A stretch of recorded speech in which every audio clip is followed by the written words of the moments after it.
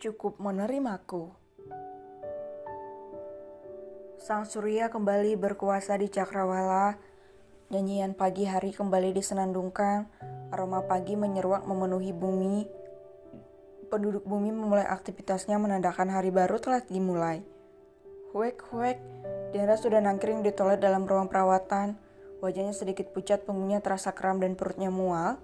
David menemani sang istri, dia memijit tengkuk Diandra dan mengusap punggung wanita itu memberi ketenangan bagi Diandra. Raut wajah David mengatakan segalanya kalau dia khawatir dengan kondisi istrinya saat ini. Padahal seperti itu adalah gejala umum yang dirasakan oleh ibu hamil. Apa kepalamu sakit? Tanya David yang dibalas anggukan kepala oleh Diandra. Tangan David langsung mengusap kepala istrinya dan memperbaiki rambut wanita itu. David membasuh wajah istrinya dengan air hangat setelah dirasa Diandra sudah selesai dengan mualnya. Masih mual? Tanya David. Udah lagi yang? Jawab Diandra sambil menggelengkan kepalanya. Hap, dalam sekali hentak David menggendong istrinya dan membawanya kembali ke atas tempat tidur. Aku berat loh, ucap Diandra. Enggak tuh, kalau angkat kalian aku masih kuat sayang, ucap David sambil meletakkan istrinya dengan lembut. Otnal dan Joy serta Pasco datang membawa sarapan pagi untuk mereka semua. Otnal membawa makanan untuk si ibu hamil lengkap dengan snack dan juga susu ibu hamil serta obat anti mual. Dian makan dulu, ucap Otnal sambil meletakkan semua menu makanan di meja kecil yang diletakkan di atas tempat tidur Diandra. Wah, terima kasih kak, seru Diandra dengan mata berbinar-binar, senyum menggembang di wajah cantik wanita hamil itu. Thanks bro, ucap David, seraya menepuk bahu Otnal. Edward belum bangun, tanya David.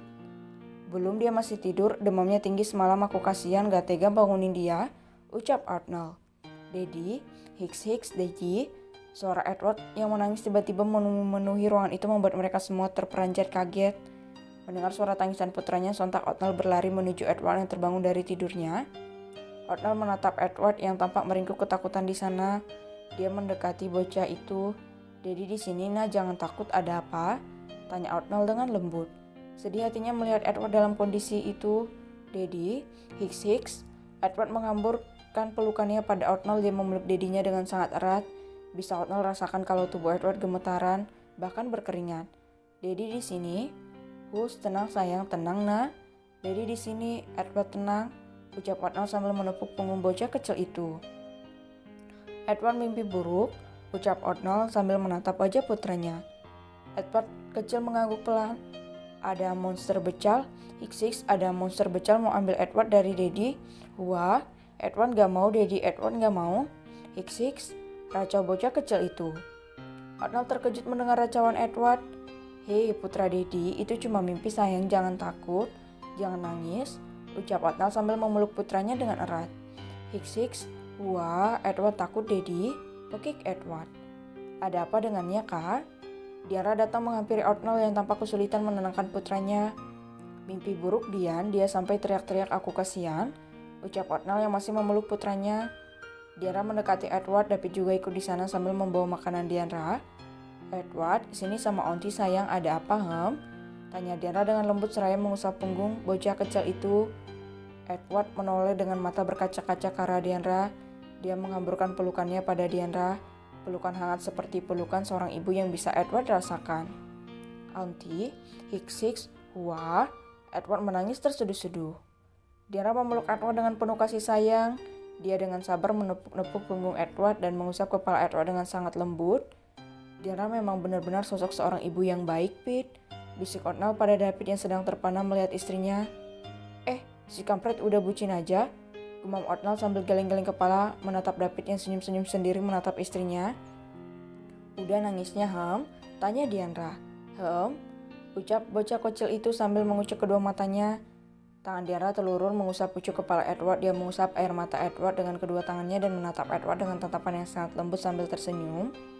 Anak tampan boleh menangis, tapi setelah itu kembali seperti semula jadi jagoannya Daddy. Onti sama Uncle, oke? ucap Diandra seraya menirukan gaya superhero. Edward jangan takut sama monster, itu cuma mimpi buruk. Kalau Edward mimpi, Edward cubit saja tangan Edward supaya bangun dari mimpi buruknya. Setelah itu monsternya mati semua, seru Diandra. Apa bisa seperti itu, Auntie? Tanya Edward dengan serius. Tentu saja bisa sayang. Edward kan hebat, gak kalah sama monster jahat. Edward akan jadi pelindung yang kuat, ucap Diandra sambil tersenyum. Monster jahat takut sama anak pemberani. Dia gak akan berani menyakiti Daddy, Auntie, dan Uncle karena ada superhero kita yang tampan ini. Seru Diandra seraya mencolek hidung Edward. Jadi Edward, Diandra meletakkan tangan Edward di dada anak kecil itu. Harus yakin pada diri Edward, kalahkan semua orang jahat dan jadi anak hebat, oke? Seru Diandra pada Edward. Edward menghapus air matanya dengan semangat. Dia berdiri dan meletakkan tangannya di dada. Edward jadi superhero-nya Daddy, Auntie, Uncle, dan Baby Bubu. Edward gak akan kalah sama monster jahat, ucapnya dengan percaya diri. Hebat kamu nak.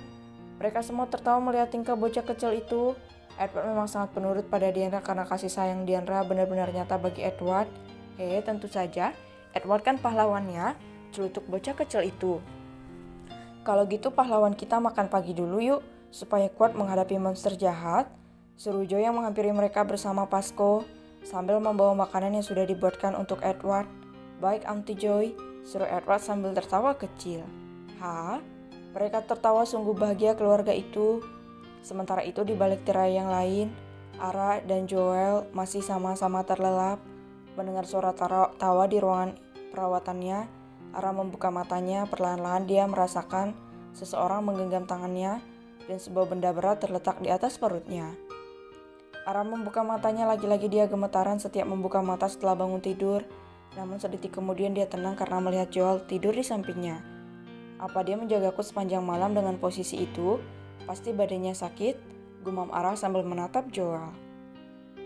Ara terharu sambil melihat bagaimana cara Joel memperlakukan dirinya, bagaimana cara Joel membuatnya merasa dihargai sebagai seorang wanita, cara Joel menghormati dirinya dan memperlakukan Ara sebagai seorang perempuan yang benar-benar istimewa dan berharga.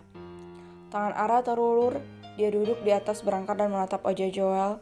Jelas Ara lihat kalau wajah pria itu sembab, bahkan terlihat jelas bekas air mata yang mengering di wajah Joel. Dia menangis, gumam Ara sambil mengusap kepala Joel dengan lembut. Kau berjuang sebesar itu untukku, apa yang bisa kulakukan untukmu? Aku hanya seorang perempuan yang tidak punya apa-apa, tapi kau membuatku sangat berharga, ucap Ara. Apa yang bisa kulakukan untukmu semua kebaikanmu Joel, ucapnya sambil menitikkan air mata. Kau cukup menerimaku saja Ra, jika sudah saatnya nanti kau bisa membalas perasaanku kapanpun kau mau, asal jangan mintaku pergi itu saja, ucap Joel yang sudah terbangun dari tidur dan dia mendengar semua ucapan Ara.